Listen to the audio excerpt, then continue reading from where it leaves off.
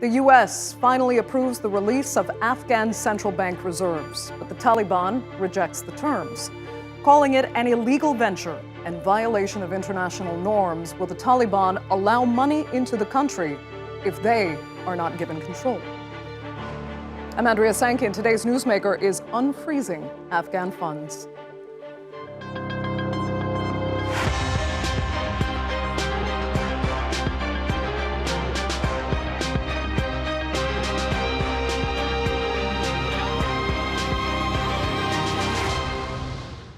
Well, it seemed like a breakthrough after so many months of struggling to get much-needed Afghan money held in accounts abroad back into Afghanistan.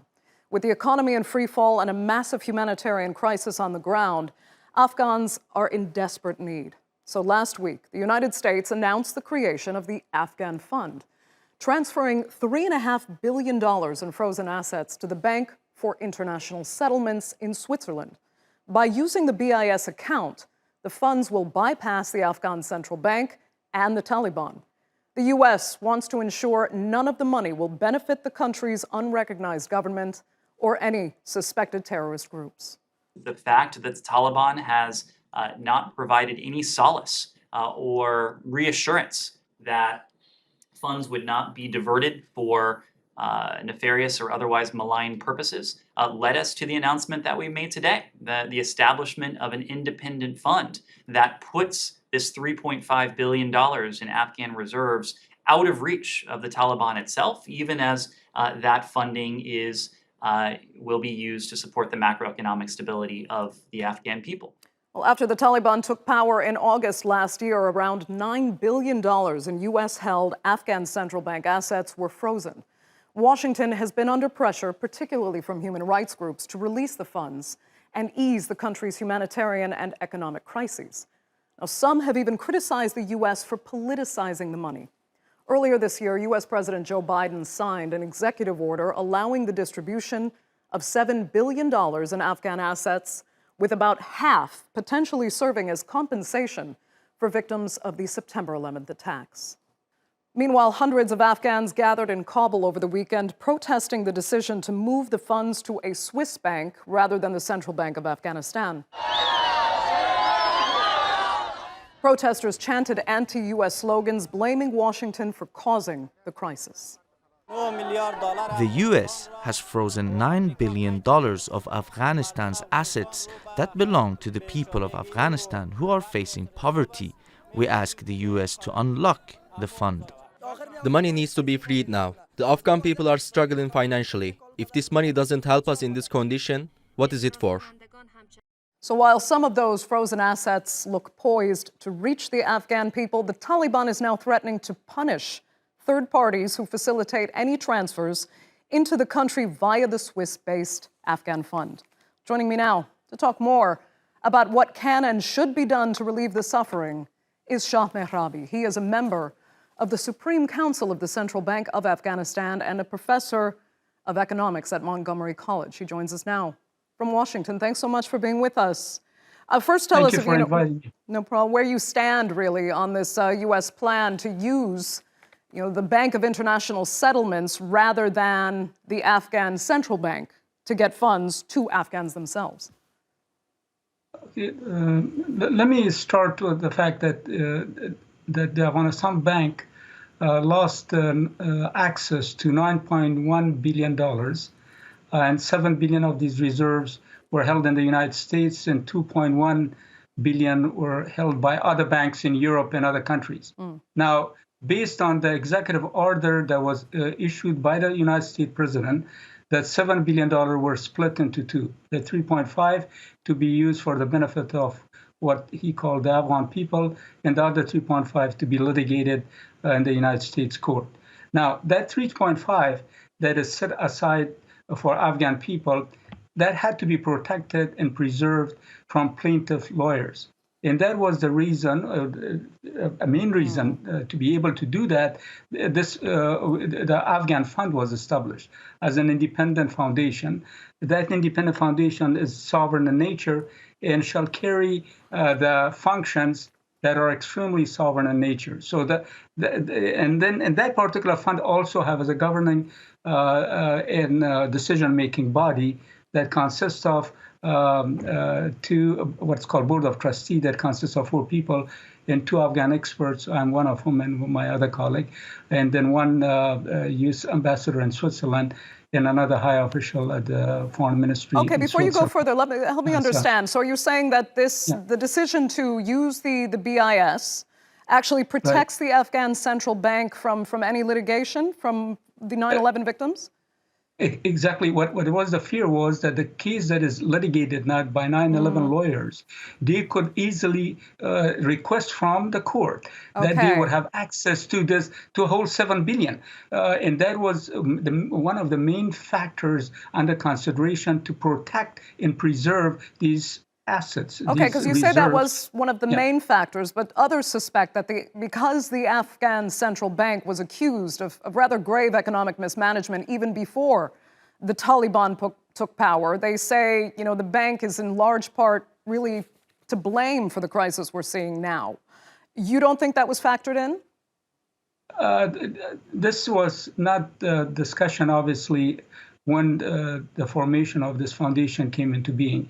The purpose of the Afghan fund, I had argued all along, is to support exchange rate and price stability, and I have argued also to provide liquidity, among others factors. So, and through this whole process, I have argued, and this is again the process that is going to be looked at very carefully by the board, that is to allow the purchasing power of Afghani to increase and to enable Afghans to be able to buy and purchase household goods and to be able to pay for bread, oil, fuel, and other basic necessities. So because the country is now suffering from double-digit inflation rate, which is around 50%. And it's a very desperate situation that the country is in. And the way to be able to release of these reserves for purpose of bringing relief for the Afghan people to auction process and what will have to be done. But the condition also, going to the question, definitely the issue of capacity building is an important one to consider, because there have been brain drain, and as a result of brain drain, there is a vacuum that is created in certain departments that capacity in those departments would have to be enhanced. Okay. And more specifically, AML CFT area, anti-money laundering and counter-financing terrorism area, the head and the deputy head they have exited Afghanistan. So certain department needs to be, the capacity needs to be enhanced to be able to create what I would say confidence between international community and that of the Afghanistan Bank. Okay. But now you have this issue that the Taliban is actually threatening, third parties that help assist the Afghan fund to get money actually into the country. They're being threatened with, fines and penalties for being involved in this. So do you actually expect this money to help stabilize the economy? Will it actually reach the levels it needs to reach in order to give the economy itself some relief? At the very least, we can hope for some relief for the suffering of the people with immediate supplies and assistance. But what about the larger economy itself? Well, there's two things here. The first thing is very important to keep in mind that the full cooperation of the current regime is necessary for the process to be executed. You have to have cooperation of the current regime, because auction cannot take place if there's no cooperation. You cannot go ahead and try to bring price stability and engage in auction and trying to bring relief to Afghan people unless there is a full cooperation of the current regime. I think that is very important to keep in mind and bring this thing up. Now, you have to also keep in mind that indeed, when you look at the monetary system and also executing monetary policy is very critical in bringing about stable prices, because again, one of the factors that contributes to poverty is higher prices. And Afghans do not have jobs, and they cannot afford the basic necessities and buy bread, for example. There's a huge line of poor people who are desperate to be able to have a piece of bread to survive. But I have to ask you, given the threats that the Taliban has made, do you expect full cooperation from the regime in order to make any of the relief happen? I think the active negotiation is a key to be able to get a clear understanding of how these funds would be dispersed and the purpose for which would be dispersed. That would be in an alliance with the goals and objectives of the Board of Afghanistan and also the central bank. Keep in mind what I said here: the release of these reserves is contingent upon making certain that there's satisfactory capacity building. And I don't think there's any opposition from the Afghanistan Bank with regard to allowing capacity to be enhanced. Okay. So if that situation is remedied, then we are going to, I think Afghan people will be in better position to have access to the needed funds that all along that do belong to Afghan people, and those for the purpose of bringing about relief for Afghan people. So that definitely could be coming to be. Yeah. Shah Mehrabi, unfortunately, we will have to leave it there. We are completely out of time for this segment of the Newsmakers. I'd like to thank you so much for being with us. Thank you very much for inviting me. So let's broaden out the discussion now and welcome three new panelists. Joining me from Washington is David Sedney. He's a former U.S. Deputy Assistant Secretary of Defense for Afghanistan during the Obama administration. From Dubai is Masuda Sultan. She is the co-founder of Unfreeze Afghanistan. And from Islamabad is Obaidullah Bahir. He is a lecturer at the American University of Afghanistan. Thanks all so much for being with us. David, I'll start with you. There's no easy or really straightforward way to do this, to get monetary help to people in a country controlled by an unrecognized government with what the U.S. says is it has a history of supporting terrorism. So is this Swiss-based fund at least a decent formula? I think it's a major step forward. It moves that $3.5 billion, or it will, when it's completed, move that out from the jurisdiction of the U.S. government to the Bank of International Settlements in Switzerland. And it establishes a framework for moving that money for the benefit of the Afghan people, but not for the benefit of the Taliban.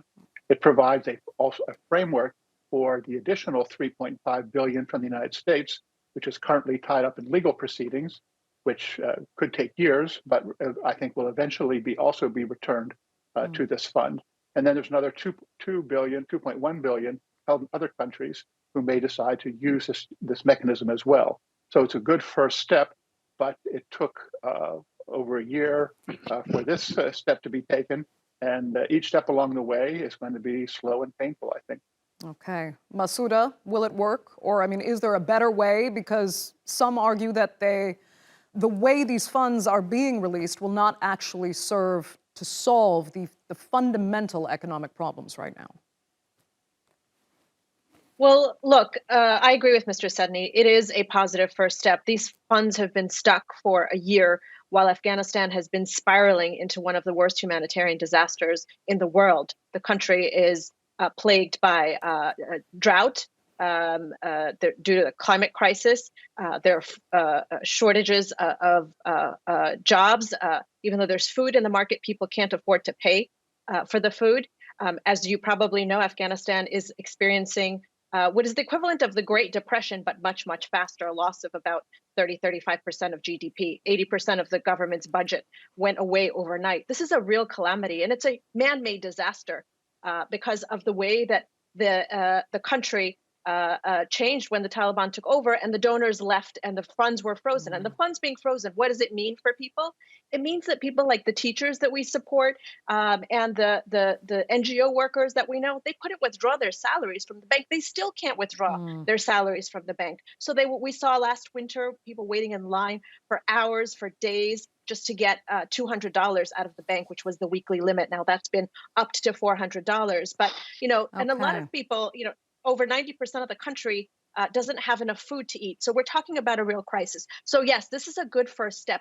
But what we were advocating for is a return to DAB, the Central Bank of Afghanistan, and for the funds to go there. And yes, technical capacity, that needs to be done. That could have been worked on for the past year. We've wasted a year. But now that this Swiss fund has been established, the goal, we reiterate, is to return the money back to the central bank with the controls in place for the eventual functioning of the central bank. Okay, very quickly, Masuda, I need to ask you this because I actually spoke to a member of the Supreme Council of the Central Bank of Afghanistan.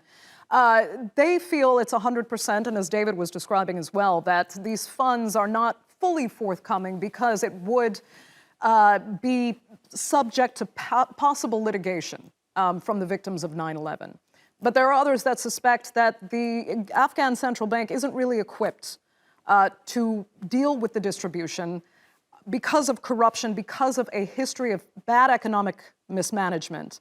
Where do you stand? Do you think you really do believe that the Afghan Central Bank or the Afghanistan Bank would be better equipped to distribute these funds?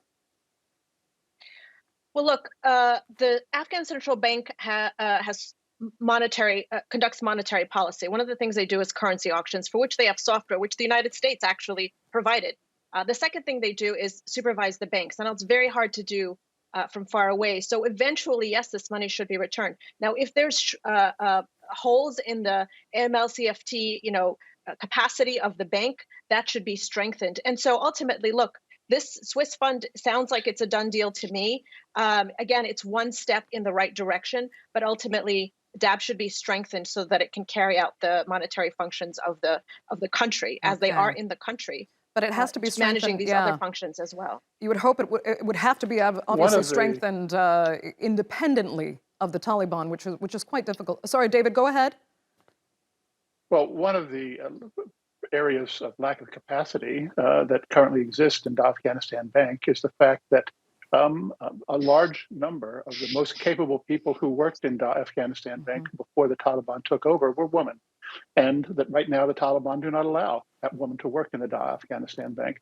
So one step that the Taliban could take to strengthen the Afghanistan's bank human capacity, because that is key, and it doesn't exist right now, would be to allow women to come back and work freely in Afghanistan. That's one thing we are asking the Taliban to allow. But Obaidullah, do you think the Taliban will actually allow really any money to get through if it can't have a certain level of control that the United States fully wants to avoid? I mean, the fear is that we came out of one impasse of not coming to an understanding to another impasse where the Taliban are going to sanction any institution or organization that deals with this fund. There are quite a few problems here. What irks me is how very often the international community expects ideal outcomes and wants perfection and then offers such imperfect solutions. This looks like a very band-aid solution. This is the wealth of Afghanistan. This is above $9 billion that could help sustain the economy of Afghanistan. And it's been handed over to a fund that is completely undemocratic. The people that are there have not been selected by the nation of Afghanistan. They are foreigners. Even the two Afghans that are on the advisory board are US citizens. Talk about conflict of interest. And then they take decisions that concern the whole economy. So we really have to see as to whether the Taliban threat is genuine and whether we do arrive at an impasse again. Then we'll have to see if the United States actually maneuvers around that situation or finds a way to come to an understanding with the Taliban. Either way, we'll have to hold our breath and wait. Right. I mean, the Taliban says this is a fund. This fund is actually a, quote, violation of international norms, but the Taliban kind of fails to recognize that it is completely outside international norms. But David, let me ask you, I mean, once these funds are really applied, if they are, how do you go about doing the due diligence necessary to ensure that the money goes for humanitarian purposes only? We have to remember, you can correct me if you think I'm wrong here, if this is too long of a stretch. I mean, oil for food was supposed to be for the Iraqi people, and instead, many argue it ended up further empowering, Saddam Hussein, who was able to siphon off millions of dollars. Do you feel that there's a similar risk of that happening in Afghanistan? There's certainly a risk of that happening in Afghanistan. I think that risk is much less in Switzerland, but it certainly exists. And the fund is going to have built up the kind of due diligence capacity that you mentioned. in order to assure that the fund is in compliance with anti-money laundering and counterterrorism financing requirements that are international requirements. One of the areas that was mentioned in the press release announcing the fund was payment for electricity from other countries. Currently, Afghanistan gets large amounts of electricity from Tajikistan, Uzbekistan, and Kyrgyzstan. I'm sorry, and Tajikistan. That electricity over the last year has essentially been supplied for free. Those countries in the past were paid for that electricity. Afghanistan is running up bills. It's quite possible that anytime, any one of those countries could stop supplying electricity and demand payment. So at a minimum, these funds can be used to fund that electricity, which is vital to the economic well-being of Afghanistan. Masuda, you know, when the Taliban says they are actually open to third-party monitoring, what does that actually mean? You know, we'd heard at one point that they were open to the idea of even elections, and we saw where that ended up. So when they say they'd be willing to have third-party monitors come in, are they sincere? So they have said that, and we understand that there's still the same audit process going on at the central bank as there was before, and there is a third-party monitor. Now, I don't know where exactly things stand with them right now, but last time we checked, they were still doing their reporting. They've agreed to a State Department appointed monitor. So of the three conditions that the United States says the new fund, that DAB will need to meet in the new fund, monitoring is one that I think is the easiest because they've already agreed to it.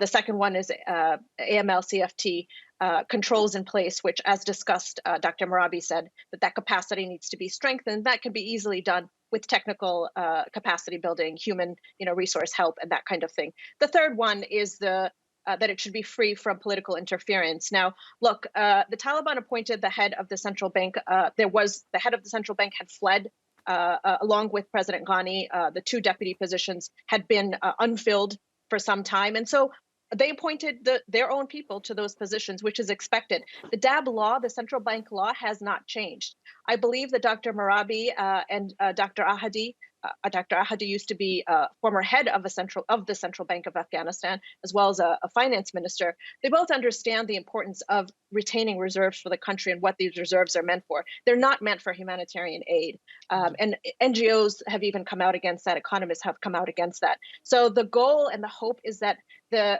government will, along with this fund, find a way to negotiate the ultimate release of this money back to the central bank. Okay. Obaidullah, I mean, do you think, third-party monitoring would indeed be allowed by the Taliban? Because some suspect that out of pride, for lack of a better word, they would be willing to kind of cut their nose to spite their faces in order just to keep any sort of perceived foreign influence out, which could come through third-party monitoring. Look, I think very often we do fall into this binary and dichotomy where the Taliban are constantly appeasing their fighters. There is some sense of rationality to them. Obviously, when I'm talking about how imperfect the current solution is, I'm not saying the alternative is handing over the whole fund to the Taliban. I mean, yes, the international community is going to have its limitations, and third-party monitoring is important as well. But we have to understand that there are a few issues that are still very vague about these funds. So, for example, how much of it are they going to use for humanitarian aid? The State Department in its press conference kept deflecting the question, saying, oh, the advisory board is going to take that decision. But any amount of it being used for aid or even the service industry payments that are mentioned, that Sedney pointed out, those are problematic because that's not what the reserves are for. And yes, the international community needs to discuss with the Taliban as to where they can provide aid and where not to provide aid, because I do understand the concern is that the salaries being paid through the aid efforts isn't sustainable, and the Taliban need to step up and take responsibility. But lastly, as in this trust fund that has been established in the advisory board, beyond the fact that these people are mostly US citizens, the Afghans that are there are part of the previous republic. They've served at very high positions in the previous republic, and that is a cause for concern. So there had to be some sort of mechanism where there's a general agreement of the larger Afghan population, and even some understanding with the Taliban with regards to who is on these advisory boards. And hopefully DAB can take that responsibility if the adjustments are made. David, very quickly, I can see you disagree. Go ahead. Well, just a point of fact, I do not believe that Dr. Ahadi is a U.S. citizen. I think that's something that Mr. Bahir should check on. It's a small point of fact. Okay. And Masuda, 15 seconds. Go ahead. Yeah, I would just say that it is actually a point of continuity to keep someone like Dr. Mehrabi, who's on the head of the audit committee of the central bank from the previous to the current arrangement, because you need some kind of continuity for the bank to function. Lastly, I would say we do hope these reserves are eventually returned back to Afghanistan. Thank you. Masuda, I will have to give you the final word. Very unfortunately, we're out of time for this edition of the Newsmakers. I'd like to thank all three of my panelists so much for being with us. Our viewers, of course, for tuning in as well. Remember, you can follow us on Twitter. And do be sure to subscribe to our YouTube channel. I'm Andrea Sankey. We'll see you next time.